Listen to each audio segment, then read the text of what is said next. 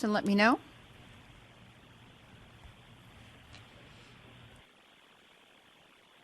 Okay. All right. Thank you. I believe we are recording. This is Monday, November the 14th, and this is the regularly scheduled Tennessee Auctioneer Commission meeting. My name's Roxana Gamusio. I'm the executive director with this program. We are starting promptly at 9 a.m.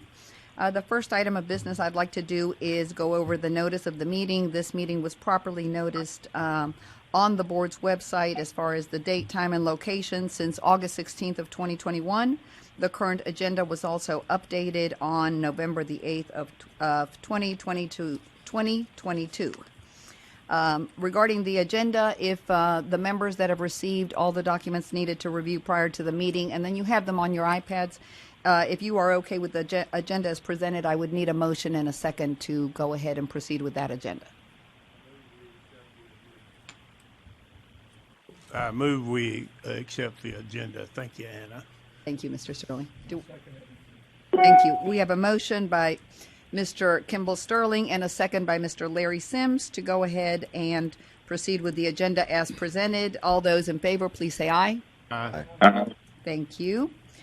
Next, the agenda or the minutes for the August meeting were also emailed to the members. If there are any amendments to go over, please let me know. Otherwise, we would need a motion and a second to accept the minutes for the August meeting as presented. We accept them. We have a motion by Mr. Kimball Sterling. Do we have a second to accept the minutes as presented? Thank you. And a second by Mr. Larry Sims. All those in favor, please say aye. Aye. Thank you. That takes care of our first few items. Let me go ahead and make sure that we have quorum to proceed with our agenda items. When I call your name, if you could please let me know that you are here, and we will proceed. Mr. Dwayne Rogers? Here. Mr. Ed Knight? Here. Mr. Larry Sims? Mr. Kimball Sterling? Here. And Mr. Jeff Morris? Yes. Thank you again so much for participating through the call, Jeff. All right, next on our agenda is the education report. On your documents on your iPad, it starts on page 6. You have before you both a presentation for the qualified education, the 50-hour course, as well as continuing education. This is coming from the Missouri Auction School. Give everyone plenty of time to review this. This school was previously approved to offer both qualified education, continuing education, and had been doing so up until 2010, I believe. The board, as you may be aware, the commission did a really thorough audit of all the courses that we had out there to make sure to have those that were still offering it. And of course, Bob Hunter did an awesome job with that. This particular course and provider did not respond, but it turns out that they are still interested in offering it. I know Mr. Morris might be able to answer any questions if you all have them, but otherwise I'll let you review that and let us know if it's okay to approve and continue using them. I believe it's fine to accept them. We're fine? Yeah. Accepting them? Okay. Is that a motion? That's a motion. Thank you. We have a motion by Mr. Sterling, Kimball Sterling, to go ahead and accept the information presented by Missouri Auction School for qualified education as well as continuing education. Do we have a second? I'll second that. Thank you. And a second by Mr. Dwayne Rogers. Are there any questions regarding this? Okay. All those in favor, please say aye. Aye. Any opposed? Thank you, Jeff. I was able to hear you. Thank you so much. That takes care of our education report. And give me a minute to get to the right page on our iPads. The next item is the director's report, and that starts with our budget. We have closed fiscal year 2021-2022 as of June 30th. That was closed just about a month ago, and so you have before you your final numbers. The commission finished the year adding an additional $29,055 to the surplus. On your iPads, that's on page 24. This leaves the commission a reserve of $494,010. If you've got any questions, I'm happy to go over them. At our next meeting, we'll get July through probably February or so to go over. But obviously, we're in good shape. That is a lower number than expected, but we are still fine as far as the reserves, and fortunately closing with a surplus. Well, that's a great question. You know, with the firms and galleries going away, we've expected a reduction in revenue pretty consistently, and other legal fees that come through. So closing in the positive is the great expectation that we're at a good place. So I don't think we've seen a reduction maybe as much as I had at one point just been concerned that we might lose some principal auctioneers as well, and our numbers are pretty consistent. At the next meeting of the commission would like, I can do a recap of our licensing numbers, including the bid callers and principals. I just think it's been a while since we've seen those numbers. If that sounds like a good thing, I'm making a note to myself, and I think that'll be helpful as well. Any other questions? Okay. Your next item is for you to review, and Jeff, I'm sorry if I didn't email this to you, but I definitely can as soon as the meeting ends. The newsletter is provided for your review. This is on page 30 and 31. This is the fall 2022 newsletter. I'm not sure if we've always motioned to accept it, but it is important for me that you all have a chance to review it.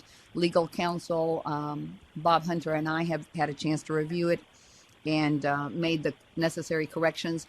We have not done a newsletter in 2022. I believe the last one was maybe fall or summer of 2021. So it's been close to half a year or closer to a year since we've done it. This one does have some important information regarding the advertising requirements, and so let me know if you've got any questions, anything you catch that should be changed. And this, of course, will be done through mail, because the industry still likes to have these mailed out, and we'll do a front and back for that to go out. And then we post it on the commission's website, as well as the different organizations are welcome to post it.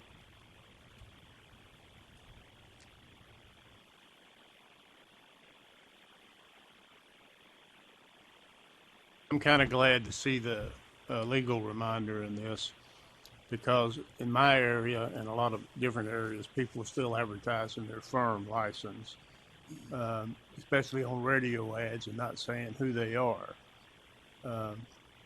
They just say firm number, and it doesn't exist anymore. So this may straighten that up, but there's 60 or 70% of auctioneers are not doing this correctly. And that was the big push, actually, to get this one out. Bob worked very close with Shane to make sure that was there. Anna made sure that we're stating what needs to be stated. But also, hopefully, in the continuing education courses, we've asked that be emphasized in the classes that they offer for our licensees.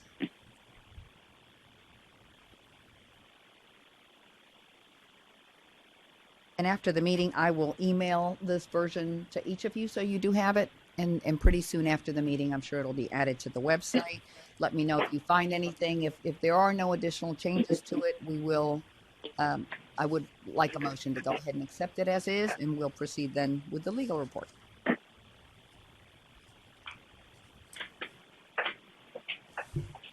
We have a motion to accept the newsletter for fall 2022. Do we have a second? Thank you, Larry. We have a motion by Ed Knight and a second by Larry Sims to accept the newsletter as presented. All those in favor of it going out, please say aye. Aye.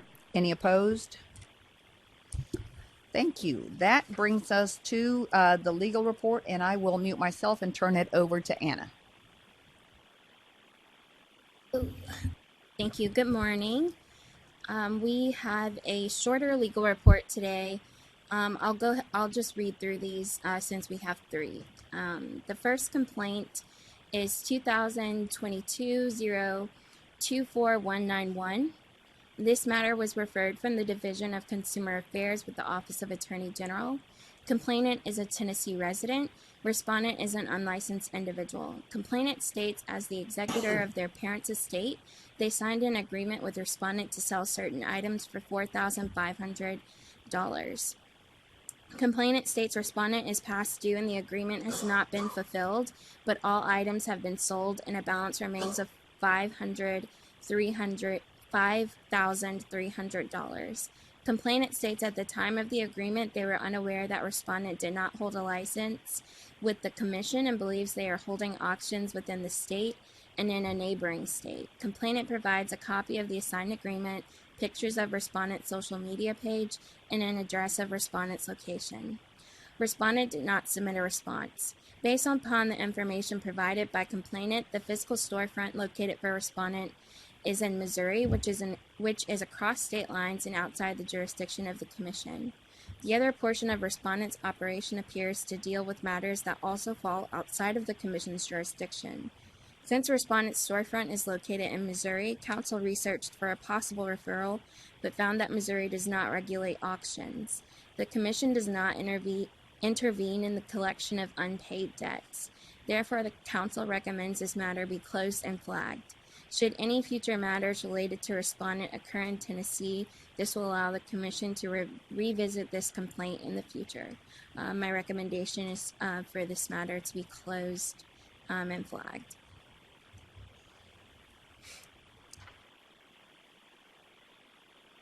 I move to agree with council, and it should be removed and flagged. I don't know why it ever came to us anyway from the Attorney General's office, but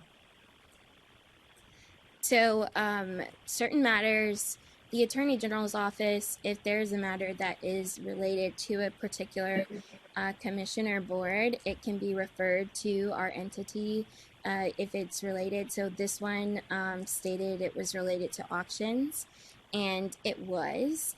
However, this respondent is not located inside of Tennessee. Their actual physical operations, which happen to like fall outside of our jurisdiction, also with part of their operations, which is the ultimate issue of why I recommended that this matter be closed and flagged. And would we, because he obviously had an auction in Tennessee, do we not have a responsibility to somehow contact him and say you can't do that in Tennessee anymore? What's to keep him from just keep doing it? So I don't have any information that an auction was actually even held in Tennessee. The storefront for the respondent is not located in Tennessee at all. So it's one of the counties that borders on the state line. And so the materials itself, it's just the agreement does not state that it's for an auction.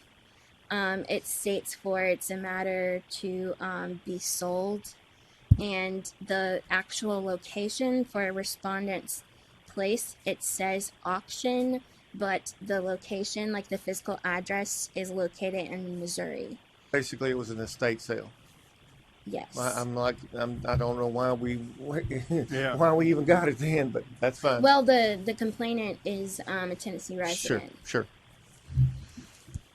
But it doesn't say anything about an auction, and I don't understand the $4,500. And then he says he owes him $5,300 when he's going to sell it for $4,500. I think we just pass this thing out and forget about it. So my recommendation is the close and flag. So it is possible. I see this in some other. Sometimes when we have people that work on the state lines, they do work both areas. So I recommend it be closed and flagged in case you do see this individual do activities in Tennessee. So if we happen, then this matter can be looked at again in the future. So we'll just need a second for that motion to pass to accept the recommendation.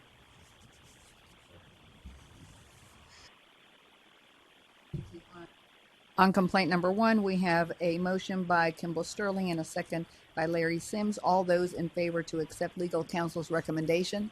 Did I do it right? I'm sorry, Ed. I was looking.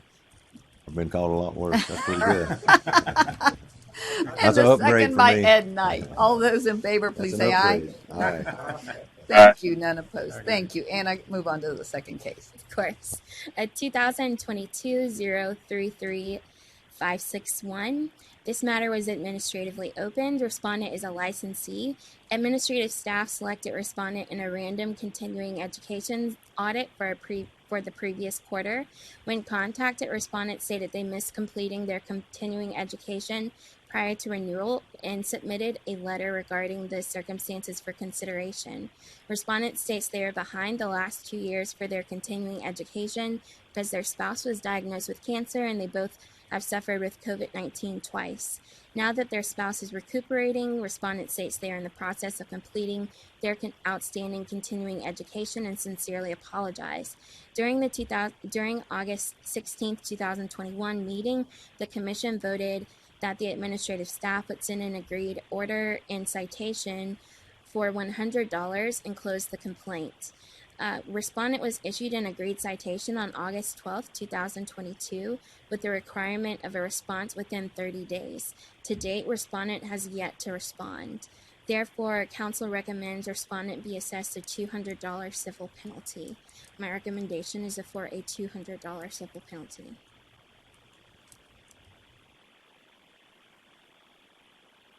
I remember when we heard this the first time, and a $200 civil penalty is fine, but since the guy didn't do what he said he was going to do, This is the first time it's come before you.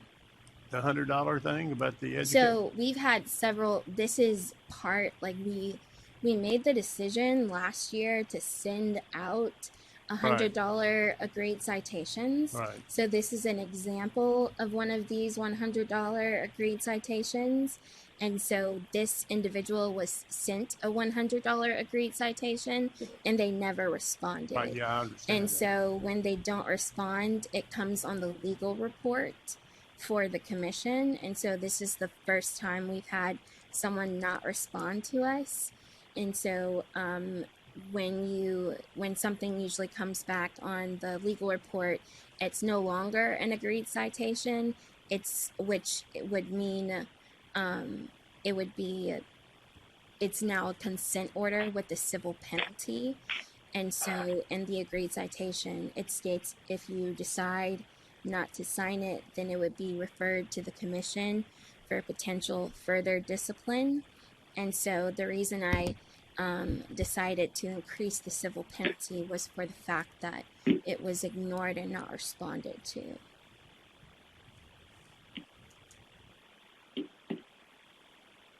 But that's just my suggestion. You can make other recommendations if you so choose. The only person that did. So far, yes. And this would set precedent. So if they sign it, you all don't hear it again because you've given us the authority to follow that path. It's an expedited agreed citation, if you will. But without it, this will set precedence if the commission agrees to the $200. I'll make a motion to accept that, please. Second. Thank you. We have a motion by Dwayne Rogers and a second by Jeff Morris. Thank you, Mr. Morris. Since I heard you, I'm going to go ahead and put you for the second to go ahead and agree with legal counsel's recommendation for the $200 civil penalty. All those in agreement, please say aye. Aye. Thank you. And that brings us to the third case.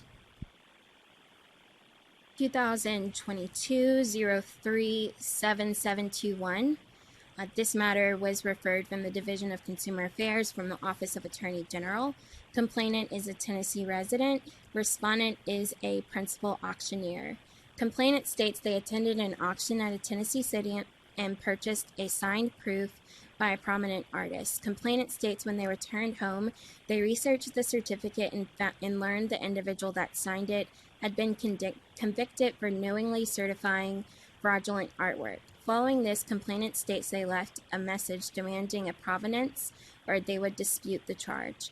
In a phone call, complainant states they were told the paperwork could not be provided, but the painting was legitimate. Complainant later returned the painting and received a refund. Respondents answered the complaint, stating that they're doing their utmost to do everything they can to keep their customers happy and continue working in the competitive auction business as online auctions are replacing live auctions. Respondent states complainant received an immediate refund upon request when most auction companies would have stated all sales are final. Respondent denies knowing the individual that signed the proof for the painting. However, respondent states they do encourage all customers and their experts to view and inspect all items and research the certificates on their phones during the viewing period before the auction states, so they can decide if they want to bid on what they want to bid on. Respondents closes by stating they will make a more concerted effort to see that their certificates are properly documented on artwork in the future. Here it does not appear that respondent is in violation of a particular rule or statute. However, respondent is in violation of advertising violations for the auction. 10 Comp RN Reg 0160-01-.051 states that all advertising of an auction must be made in the name and license number of the licensee, who shall bear responsibility of the sale to the seller, general public, and the auctioneer commission. Additionally, 10 Comp RN Reg 0160-01-.052 shall include the name of the principal or public automobile auctioneer, and the principal or public auctioneer shall attend all auction sales. Therefore, counsel recommends that respondent be assessed a $250 civil penalty. Additionally, counsel recommends that an administrative complaint be opened against the unlicensed entity associated with respondents operating the auction for investigation of potential unlicensed activity. So my recommendation is for a $250 civil penalty and administratively opening a complaint against the unlicensed entity. So this matter was referred to me by the Office of the Attorney General. I was actually able to talk to the Attorney General, Assistant Attorney General that was on this matter, and it appears that the company that works with this auction is a traveling auction company, and this is a matter that, with the fraudulent artwork that they've seen before with this particular company, but this is not like the first Tennessee auction that they've had with this company. And so when I was discussing the matter with the Assistant Attorney General, I informed them that I believed that the first thing that I could do was we found out who the principal auctioneer was that was associated with the auction. And so that is the individual that the complaint was opened against, that they did have it with. We had pictures of the auction sign, and there was no advertising whatsoever to be able to link who the principal auctioneer was. There was no information of their name. No firm was connected to it or anything. It was just a phone number, not even their phone number, and it just said auction that was located on there. And I suggested that if we wanted to look into further information about the traveling auction company, that's something that we could do. I did explain to her, and I'll explain to the commission that I'm sure you're aware as well that the traveling auction companies are a little bit more difficult to find, in that they don't really have like a firm location, in that they're kind of these, like, I guess, pop-up areas. But I do think it is something that we should look into, especially if fraudulent pieces are being possibly auctioned off in the area. So I think that the principal auctioneer for the advertising violation would be the first step in this, and then possibly looking into the company later would be a good step. Anna, did you say that you tried to find that company, but there really was no number or anything that would lead back to it? We have contact information for the company, and I have the contact information of an investigation was preliminarily started with the Attorney General's office, So it will just be a matter of our investigators connecting with the Attorney General's investigators to see if there's some more information that we can find. If they've got a history of that, don't you think we should do that? Don't you think we should reach out to say, hey, we know what's going on here, and maybe that would stop that? Which is why I'm recommending that we administratively open a complaint against the unlicensed entity because at this time I only have a complaint opened against the principal auctioneer.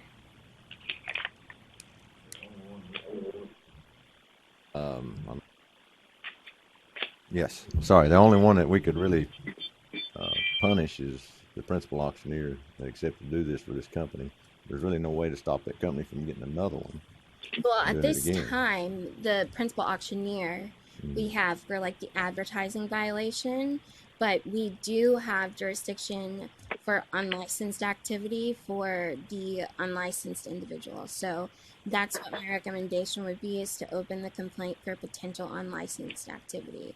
So if we were to find the company and I was able to contact them, I would possibly be able to find them and then assess a civil penalty for unlicensed activity for the company. So we have that jurisdiction over that entity. Does that make sense? And if there is also the cease and desist language that we can also provide. Anna, this is Jeff Morris. You know, we've been trying to track these people down for years, and I think anything that we can do at this level to make them aware of the laws that are on the books would be very beneficial. So I'm in favor of anything that you can do in that regard, and I would recommend that we accept your proposal and make that in the form of a motion. Thank you. We have a motion by Jeff Morris and a second by Kimball Sterling to accept legal counsel's recommendation, and this includes a civil penalty for the licensed principal auctioneer for advertising, and then the entity will proceed with a further investigation to determine how to best open that administrative complaint for them. All those in favor, please say aye. Aye. Any opposed?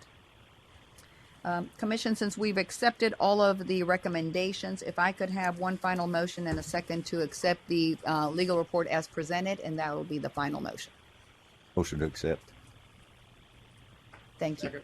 Thank you. We have a motion by Ed Knight and a second by Kimball Sterling to accept all three cases as presented. All those in favor, please say aye.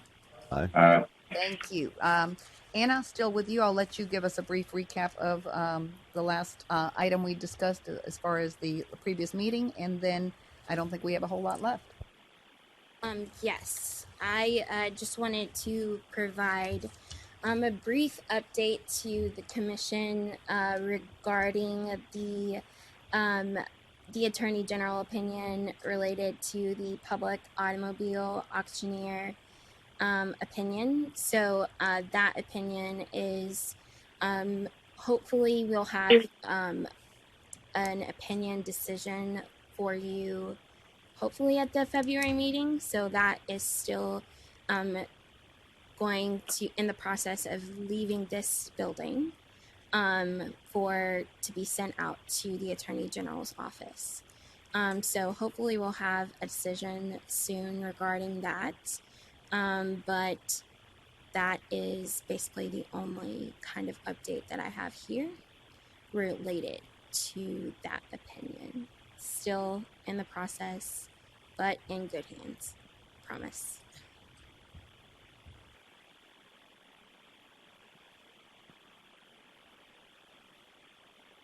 Thank you very much, Anna. Do we have any questions? Anything else that the commission would like to discuss? I don't have anything for new items, but I turn it over to you.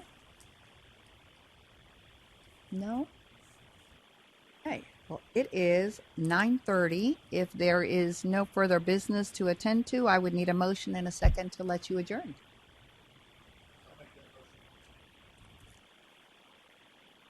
Thank you. A motion by Mr. Dwayne Rogers and a second by Larry Sims to adjourn our meeting at 9:30. All those in favor?